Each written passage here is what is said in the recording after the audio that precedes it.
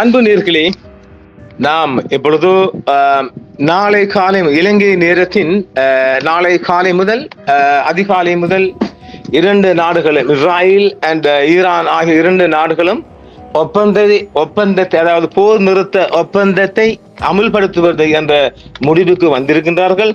நாமளும் இனி கடையை சாத்தலாம் என்கின்ற போது நாம் இப்பொழுது பார்ட் 27க்குள் இஸ்ராயல் ஈரான் போர்க்களத்தில் பார்ட் 27க்கு நாம் அவசரமாக இறக்க வேண்டி இருக்கின்றது. இஸ்ரேலுக்கு உளவு பார்த்த இந்தியா மீளப்பெறப்படும் துறைமுகம் என்ற தலைப்பில் நாங்கள் வரப்போகின்றோம். அதற்கு முன்பாக ஏராளமான எமது அன்பர்களின் கேள்விக்கு பதில் அளிக்க முடியாமல் இருக்கின்றது. எப்பொழுதும் எம்முடன் பயணிப்பது ரஞ்சித் மனோகரன் அவர்கள் ஃப்ரம் லண்டன். அவர்களுடைய கேள்வி என்னவென்றால், அதாவது நாங்கள் இந்த டிஸ்பிளேல போட்டு எல்லாருடைய கேள்விக்கும் பதில் அளிப்பது சிறப்புன்னு தந்திருக்கின்றார்கள். அதற்கு அடுத்தா போல உதயா சண்முகம் அவர்கள் இப்போ ஒரு 5வது முறை சந்திக்கிறார்கள். தமிழ் முஸ்லிம் மக்கள் தங்களுக்குள்ளேயே ஒற்றுமையின்மை ஒரு சாபம் போலும், இவ்வளவு இழப்புகள் சந்தித்தும் ஒற்றுமைப்படாமை என்பது உரிமைகளை இழந்து அடிமையாக வாழ வேண்டி உள்ளது என்று ஒரு மனமரத்தை சந்திக்கிறார். அது உண்மைதானே? இவங்கள்ட்ட அப்படி ஒன்று இல்லை. இவங்கள்ட்ட நிச்சயமா அதுதான் காரணம். ஒற்றுமைப்பட்டது அது இங்கேயும் தானே. நாங்களும் தமிழ் மக்கள் மத்தியில் ஒற்றுமைப்பட்டால் உலகம், நான் இதை பல இடங்களில் சொல்லி இருக்கிறேன், உலகம் ஒரு புதிய கோணத்தில் இலங்கையில் ஒரு புதிய ஆட்சி மாம்சம் வருகின்ற போது நாம் நிறைய சாதித்து விடலாம் என்று அவரை கொஞ்சம் ஏற்றினாலே சாதிக்கலாம் என்று பார்வை வழங்குது. எனவே ஒரு நல்ல ஒரு கேள்வி அது. அது ஒரு சாபக்கேடு, எல்லாருக்கும் பொருந்தும். அது நமக்கு மட்டுமில்லை, ஒற்றுமைப்படாத எல்லா மனித ஜீவன்களுக்கும்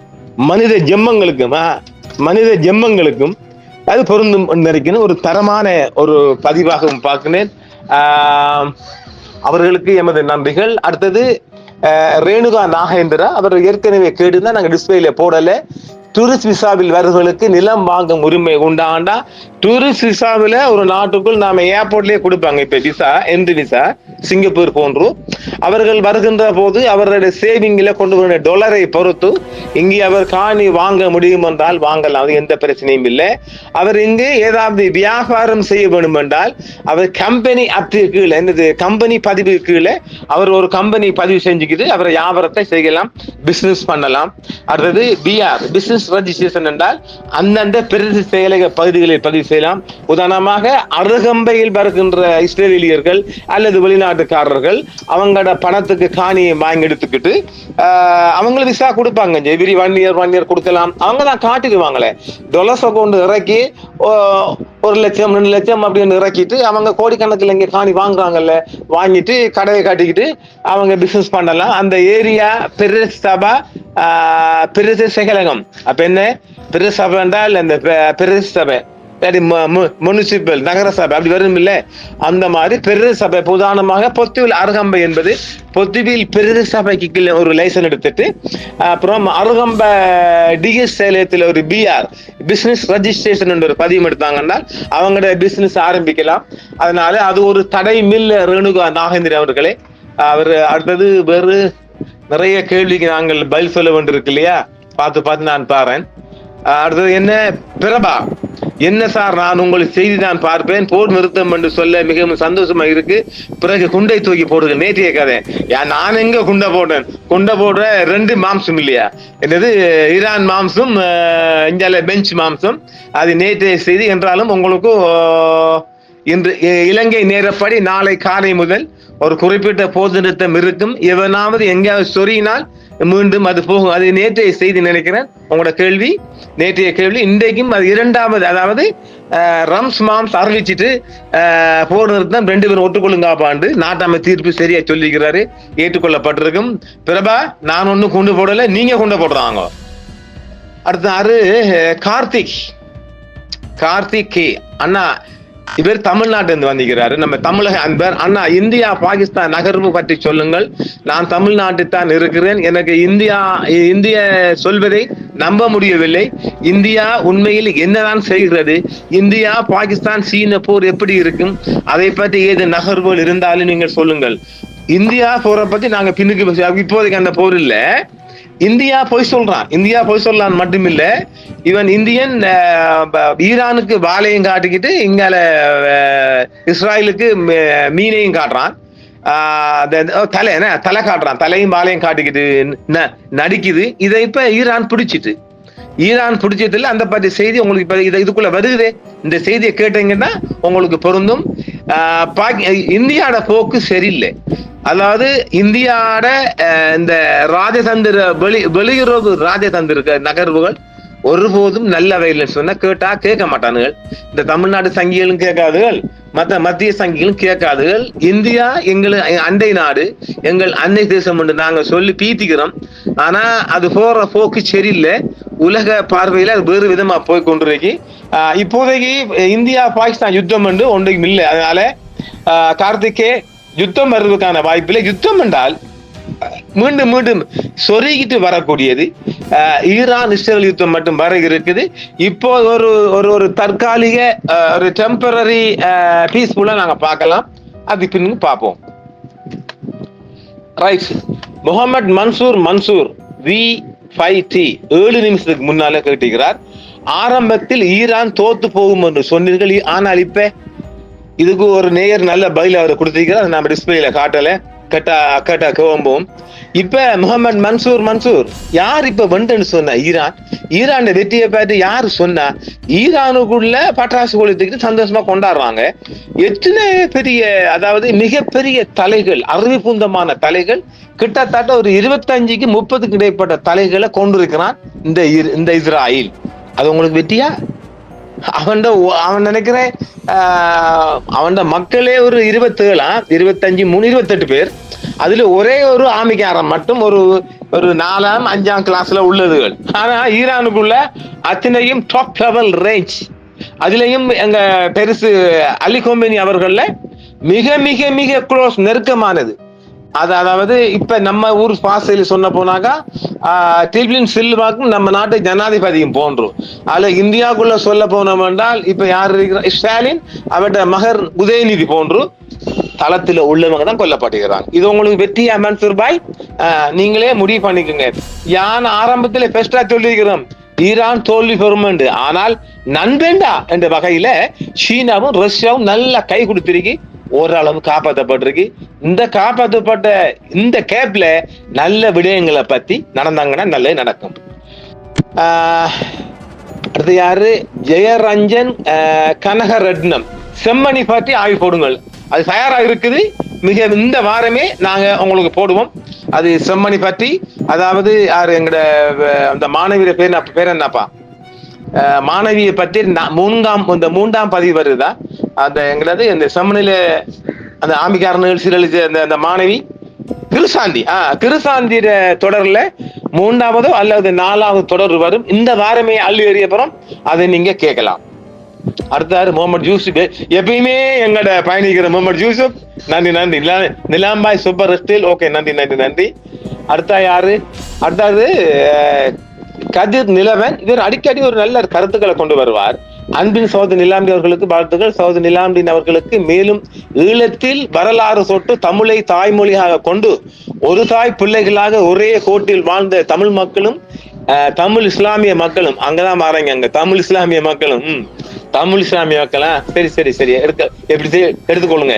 தமிழ் இஸ்லாமிய மக்களும் 1990 இரு துருவங்களாக பிரிந்து நிற்பதற்கு சிங்கள ஆட்சியாளர்களுக்காக இஸ்ரேலிய மொசாட் செய்த சதி திட்டங்கள் பற்றிய மிக விரிவாகவும் தெளிவாகவும் இரு சமூக மக்களும் புரிந்து கொள்வதற்கு ஏற்ப ஒரு செய்தி தொகுப்பை தயவு செய்து வழங்கவும். நீங்கள் விரும்பினால் என்னால் முடிந்த தகவல்களும் தர முடியும்.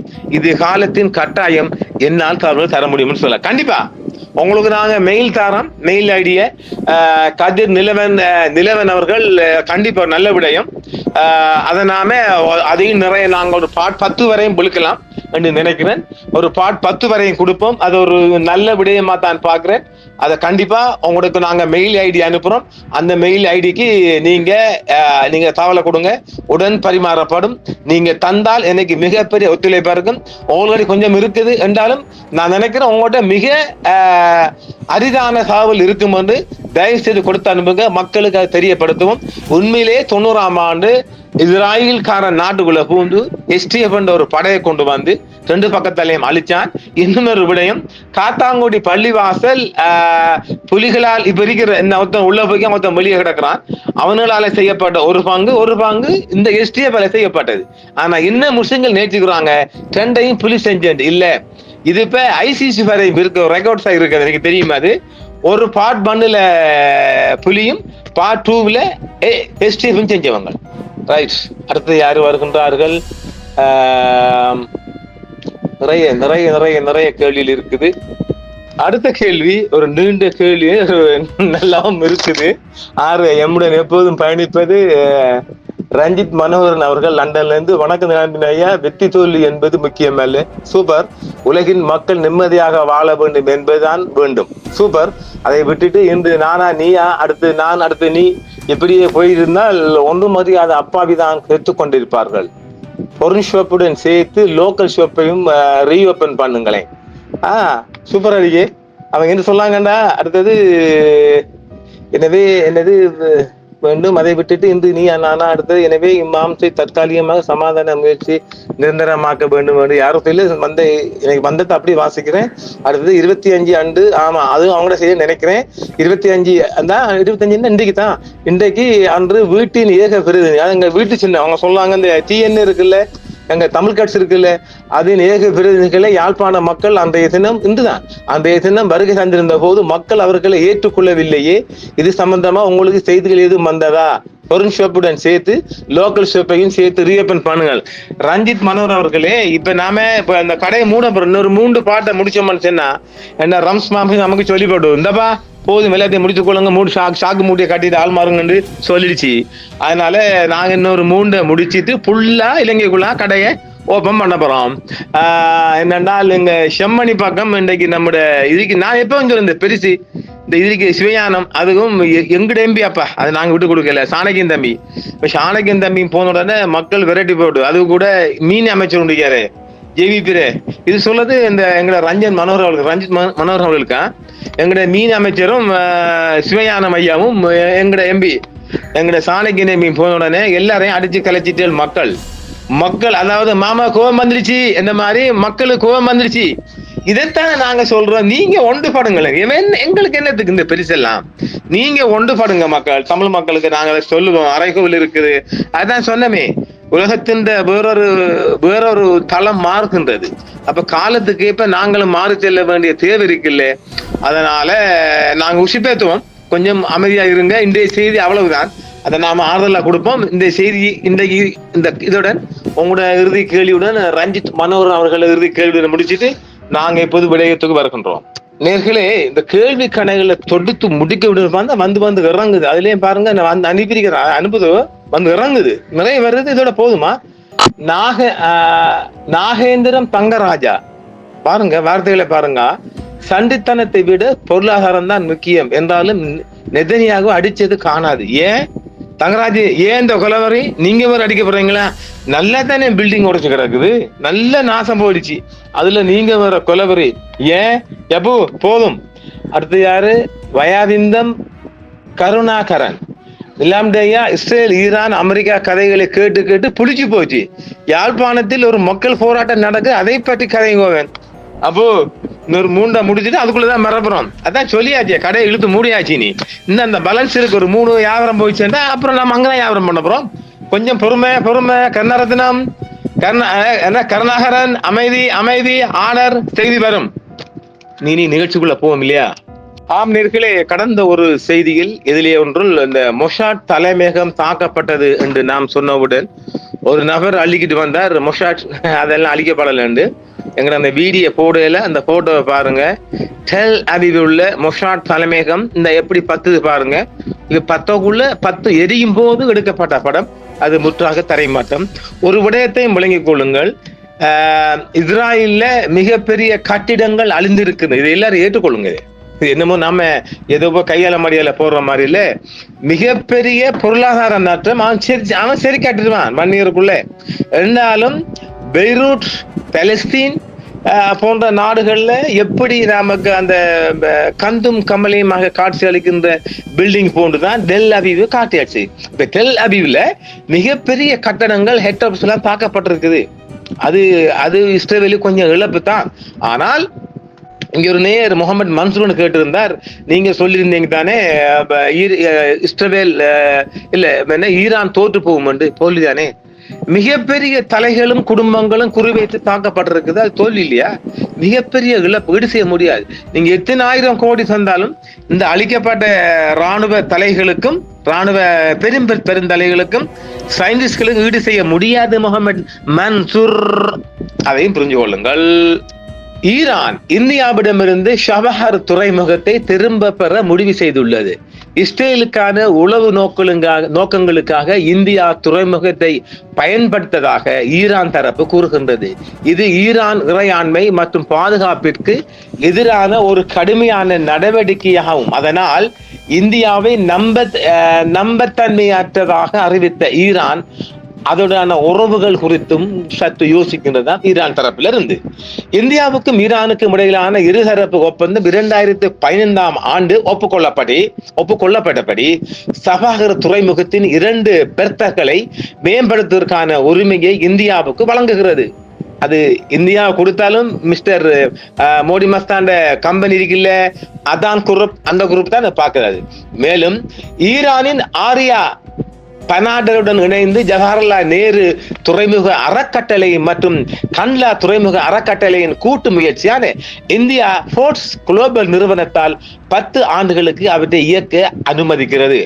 இந்த போர்ட்ஸ் நிறுவனம், இந்த போர்ட் குளோபல் நிறுவனம் மறைமுகமான அதான் குரூப்னு சொல்லப்பட்டாலும் அதுக்கான ஆதாரம் என்னிடம் இல்லையா, அது நமக்கு தேவையில்லை விடயம். சரி, ஈரானின் சபாகர் துறைமுகத்தை இயக்க இந்தியா 10 ஆண்டுகள் ஒப்பந்தத்தில் கையெழுத்திட்டு குத்தகை எடுத்துக்கிறாங்க. ஈரானிய சபாகர் துறைமுகத்தை மேம்படுத்தவும் இயக்கவும் இந்தியா திங்களன்று ஈரானுடன் முடிஞ்சு போச்சு. திங்களன்று ஈரானுடன் 10 ஆண்டு ஒப்பந்தத்தை அந்த 10 வருஷம் முடிஞ்சு போச்சு. இது பழைய ஸ்டோரியா சொல்றேன். 10 ஆண்டு ஒப்பந்தத்தில் கையெழுத்திட்டதாக நரேந்திர மோடி தலைமையிலான அரசாங்கம் அப்போவே அறிவித்திருந்தது. இது ஒரு மூலோபாய மத்திய கிழக்கு தேசத்துடனான உறவுகளை வலுப்படுத்துவதற்காக செய்யப்பட்ட ஒப்பந்தம் என்று ஈரான் தரப்பால் சொல்லப்பட்டது. ஆனாலும் ஈரான் ஆப்கானிஸ்தான் மற்றும் மத்திய ஆசிய நாடுகளுக்கு பொருட்களை கொண்டு செல்வதற்காக ஒரு வழியாக ஒமான் வளைகுடாவில் ஈரானின் தென்கிழக்கு கடற்கரையில் உள்ள ஷபஹரில் உள்ள துறைமுகத்தை இந்தியா உருவாக்கி வருகிறது.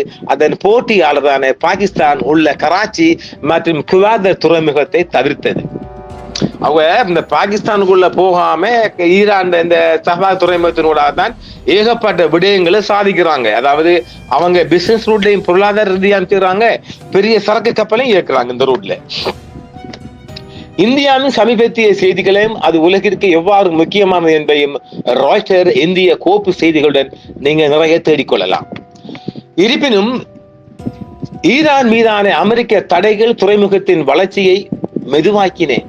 சபாகர் துறைமுகத்தின் முக்கியத்துவம் இந்தியாவிற்கும் ஈரானுக்கும் இடையிலான ஒரு வெறும் குழாய் என்ற அதன் பங்கை கடந்து செல்கிறது.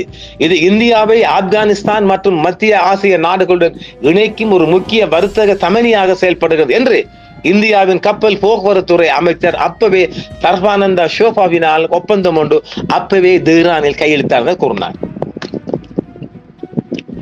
இந்த இணைப்பு வர்த்தகத்திற்கான புதிய வழிகளை திறந்து விட்டது மற்றும் பிராந்தியம் முழுவதும் விநியோக சங்கிலி மீளத்தன்மையை வலியுறுத்தியுள்ளது என்றும் அந்த அமைச்சர் கூறியிருக்கின்றார். இந்த ஒப்பந்தம் குறித்து கேட்ட அமெரிக்கா அப்பவே வெளியுறவு துணை செய்தி தொடர்பாளர் வேதாந்த் படேல் ஈரான் மீதான அமெரிக்க தடைகள் நடைமுறையில் இருப்பதாகவும் வாஷிங்டன் அவற்றை தொடர்ந்து செயல்படுத்தும் என்றும் எச்சரித்தார். நீங்க இந்தியா பக்கம் போக கூடாது, நாங்க போட்ட தடை உத்தரவு இருக்குது, அதனால நாட்டமை தீர்ப்பு சரியா இருக்குது, நீங்க யாரும் போக கூடாதுங்கோ. அதை இந்த இந்தியா கிராமத்துல கொடுப்பாங்க, டும் டும் டும் டும் டும் இத்தால் அறிய தருவது யாரும் வெளியிறங்கி வராதங்கள் என்று நாங்கள் 364 வீட்டிருக்கிறோம் என்ற மாதிரி அந்த அடியா அடிச்சுக்கிறார். ஈரானுடன் வணிக ஒப்பந்தங்களை மேற்கொள்ளும் எந்த ஒரு நிறுவனமும் தடைகளின் அபாயம் குறித்தும் அவர்கள் அறிந்திருக்க வேண்டும் என்று படேல் செய்தியாளரிடம் தெரிவித்தார். இந்திய துறைமுக குளோபல் லிமிடெட் மற்றும் ஈரானின் துறைமுகம் மற்றும் கடல்சார் அமைப்பு இடையே நீண்டகால ஒப்பந்தம் கையாளத்தானது என்று இரு நாடுகளின் அதிகாரிகளும் அப்போதே தெரிவித்திருந்தனர். இந்த ஒப்பந்தத்தின் கீழ் IPGL சுமார் $120 மில்லியன் முதலீடு செய்யும், கூடுதலாக $250 மில்லியன் நிதியுதவி கிடைக்கும். இது ஒப்பந்தத்தின் மதிப்பை $370 மில்லியனாக கொண்டு வரும் என்று ஈரானிய சாலைகள் மற்றும் நகர்ப்புற அமைச்சர் அப்போவே தெரிவித்திருந்தார். 2018 ஆண்டில் இறுதியில் IPGL முதலில் துறைமுகத்தின் செயற்பாடுகளை எடுத்துக்கொண்டது. அதன் பின்னர் 90,000 TEUக்கும் மேற்பட்ட கொள்கலன் போக்குவரத்தையும் 8.4 மில்லியன் டன்களும் அதிகமாக மொத்த மற்றும் பொது சரக்குகளையும் கையாண்டுள்ளது என்று இந்திய அதிகாரிகள் தெரிவித்திருந்தார்கள். அப்பவே தெரிவித்திருந்தார்கள். சபாகர் துறைமுகம் வழியாக மொத்தம் 2.5 டன் கோதுமை மற்றும் 2000 பருப்பு வகைகள் இந்தியாவிலிருந்து ஆப்கானிஸ்தானுக்கு அனுப்பப்பட்டுள்ளதாக அப்போது தெரிவித்திருந்தார். அப்ப ஆக இந்த சபாகர் துறைமுகத்தை பயன்படுத்துவது ஆப்கானிஸ்தானுக்கு ஒரு பிசினஸ் நோக்கமாகவும் இருக்குது. இதான் நாங்க ஆரம்பி சொல்லியிருந்தோம். அவங்களோட சரக்கு கப்பல் போறதுக்கு ஒரு நல்ல ரூட் இது. இது துறைமுகத்தில் பெரிய முதலீடுகள் செய்வதற்கான பாதையை தெளிவுபடுத்தும் என்று இந்திய வெளியுறவு அமைச்சர் அப்பவே சுப்பிரமணியம் ஜெய்சங்கர் இப்பவும் வருவான் இப்போதே நம்ம டாக்டர் சுப்பிரமணியம் ஜெய்சங்கர் அவர்கள் தெரிவித்திருந்தார்கள். சபாகர் துறைமுகம் என்பது தென்கிழக்கு ஈரானில் ஒமன் வளைகுடாவில் உள்ள சபாகரில் அமைந்துள்ள ஒரு துறைமுகமாகும். இது ஈரானில் ஒரே கடல்சார் துறைமுகமாக செயல்படுகிறது. மேலும் ஜாஹித் கலந்தாரி மற்றும் ஜாஹித் பெஹஸ்தி என்று 2 தனித்தனி துறைமுகங்களை கொண்டுள்ளது. ஒவ்வொரு 5 நிமிடங்களை கொண்டுள்ளது. கிட்ட லாங் டிஸ்டன்ஸ் only 5 minutes. இது பாகிஸ்தானின் குவாகர் துறைமுகத்திலிருந்து மேற்கே சுமார் 170 கிலோமீட்டர் தொலைவில் மட்டுமே உள்ளது. துறைமுகத்தின் வளர்ச்சி முதலில் 1973 ஈரானின் கடைசி மன்னன் நாங்க சொன்ன சாமன்னனால் முன்மொழியப்பட்டது. இருப்பினும் வளர்ச்சி 79 ஈரானிய புரட்சியால் தாமதமானது. ஈராக் போரின் போது ஈராக் விமானப்படையின் தாக்குதலுக்கு ஆளாகக்கூடிய பாரசீக வளைகுடாவில் உள்ள துறைமுகங்களை சார்ந்திருப்பதை குறைப்பதற்காக பாகிஸ்தான் எல்லையை நோக்கி கடல்வழி வர்த்தகத்தை கிழக்கு நோக்கி ஈரான் மாற்ற தொடங்கியதால் துறைமுகத்தின் முதல் கட்டம் 1983 திறக்கப்பட்டது. ஜாஹித் பெஹஸ்தி துறைமுகத்தை மேலும் மேம்படுத்துவதற்கான திட்டங்களுக்கு இந்தியாவும் ஈரானும் 2003 ஆண்டு முதலில் ஒப்புக்கொண்டன. ஆனால் ஈரானுக்கு எதிரான தடைகள் காரணமாக அவ்வாறு அது செய்யவில்லை. 2016 ஆண்டு நிலவரப்படி துறைமுகத்தில் 10 கப்பல் தளங்கள் உள்ளன. மே 2016 இந்தியாவும் ஈரானும் இருதரப்பு ஒப்பந்தத்தில் கையெழுத்திட்டன. அதில் ஷாஹித் பெஹஸ்தி துறைமுகத்தில் உள்ள கப்பல் தளங்களில் ஒன்றை புதுப்பித்து துறைமுகத்தில் 600 மீட்டர் நீளமுள்ள கொள்கலன் கையாளும் வசதியை மறுகட்டமைப்பும் பாகிஸ்தான் கராச்சி துறைமுகத்தை விட ஆப்கானிஸ்தானின் எல்லைக்கு 800 கிலோமீட்டர் அருகில் இருப்பதால் இந்தியாவுக்கும் ஆப்கானிஸ்தானுக்கும் இடையிலான வர்த்தகத்திற்கு மாற்றாக இந்த துறையும் ஓரளவு நோக்கம் கொண்டது. இந்த துறைமுகம் 2015 2.1 மில்லியன் டன் சரக்குகளை கையாண்டது. இது 2016 ஆண்டுக்குள் 8.5 மில்லியன் டன்களையும் எதிர்காலத்தில் 86 மில்லியன் டன்களையும் கையாளும் வகையில் மேம்படுத்தப்பட்டு திட்டமிடப்பட்டது. அக்டோபர் 2017 ஆப்கானிஸ்தானுக்கு இந்தியாவுக்கு முதல் கோதுமை ஏற்றுமதி சபாகர் துறைமுகம் வழியாக அனுப்பப்பட்டது. 2018 இந்தியா துறைமுகத்தின் செயற்பாடுகளை எடுத்துக்கொண்டது. ஈரானுக்கு எதிராக மீண்டும் தடைகள் விதிக்கப்பட்டதை தொடர்ந்து வெளிநாட்டு நிறுவனங்கள் துறைமுக விரிவாக்கத்தில் பங்கேற்க தயங்கின. மேலும் துறைமுகத்தின் 8.5 மில்லியன் டன் மொத்த கொள்ளளவில் 10% மட்டுமே 2019 பயன்படுத்தப்பட்டன. 1.6 மில்லியன் $1 மதிப்புள்ள சபாகர் ஜகேடன் ரயில்வேயில் இந்தியாவின் ஈடுபாட்டையும் முதலீட்டையும் குறைப்பதில் தடைகள் ஒரு பங்கை கொண்டிருந்தன. சபாகர் துறைமுகம் கிஸ்தான் மற்றும் பலுச்சிஸ்தான் மாகாணத்தின் மக்ரான் கடற்கரையில் ஓமன் வளைகுடாவிற்கு அடுத்ததாகவும் ஹார்முஸ் ஜலச்சந்தியின் முகப்பில் அமைந்துள்ளது. நாங்க ஏற்கனவே சொன்னமில்ல, சண்டை மண்டை வந்து சென்றால் ஹார்மஸ் இந்த ஜலச்சந்தி மூடப்பட்டால் இந்த துறைமுகத்திலிருந்து நிறைய விடயங்கள் சாதிக்கலாம்.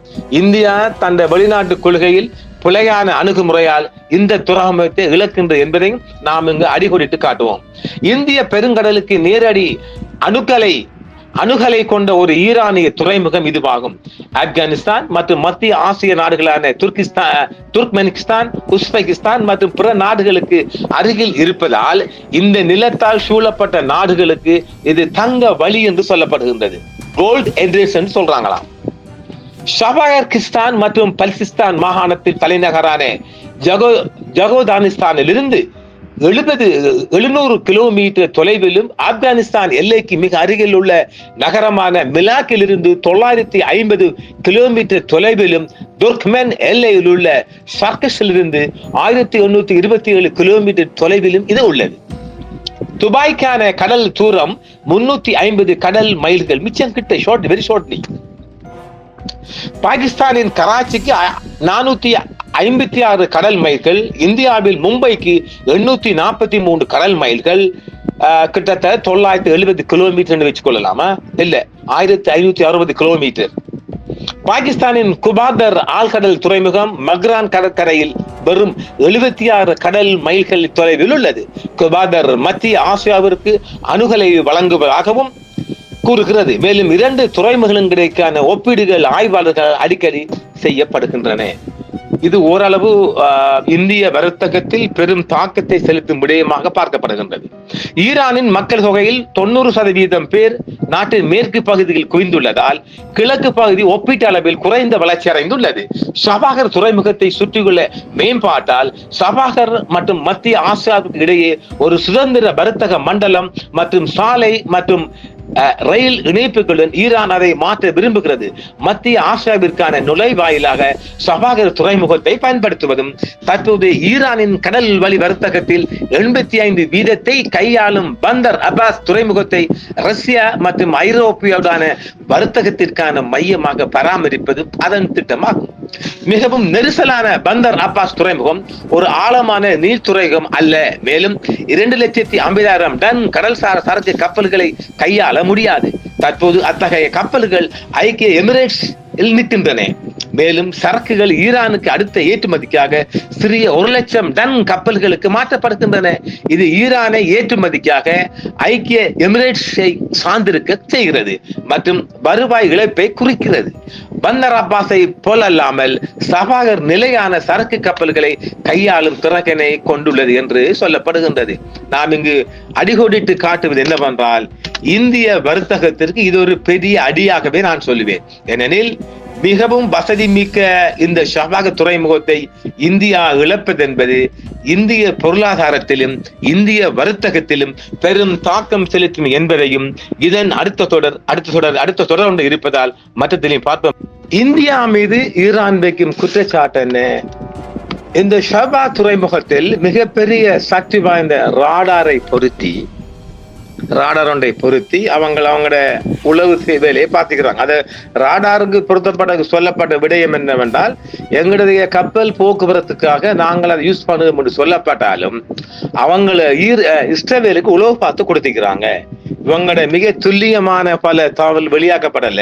பல தகவல்கள்ல இந்த ஷபாகர் துறைமுகத்திலிருந்து பாகிஸ்தானுக்கு விரோதமாக நம்ம அண்டை நாடு, அண்டை தேசம், அப்ப தேசம் செஞ்சிருக்குது.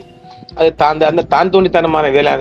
ஷபாகர் துறைமுகத்துல இனியா குத்தேகிறது தானே. இப்ப உதாரணமாக சரியா சொல்ல போனால், இலங்கை மக்கள் சொல்ல போனால், காலி துறைமுகத்தை சைனா 99 ஆண்டு எடுத்தா போல 10 ஆண்டு தான் கொடுத்துருக்குது. இப்ப அந்த எக்ரிமெண்ட் கேன்சல் ஆக்கிட்டு திங்கக்கிழமையில இருந்து. என்றாலும் அது ஈரான் சொல்லும் குற்றச்சாட்டு என்னவென்றால், சக்தி வாய்ந்த ராடார் கொண்டை பொருத்தி இங்க ஈரானுக்குள்ள நடக்கிற பல சம்பவங்களை எடுத்து போட்டு கொடுத்துக்கிறாங்க இஸ்ராயலுக்கு. அதை யார பிடிச்சு கொடுத்திருக்காரு? நாங்க ஏற்கனவே சென்னமில்ல சக்தி வாய்ந்த சீனாட உளவு தாவனம் அவன் தான் பிடிச்சு கொடுத்த. அது யாரு? 815-855 ஷிப். நான் சொன்னமே சக்தி வாய்ந்த ஷிப் ஒன்று வந்து நிக்கிறான், நாசகாரி எல்லாம் போட்டு கொடுக்க போறாள்.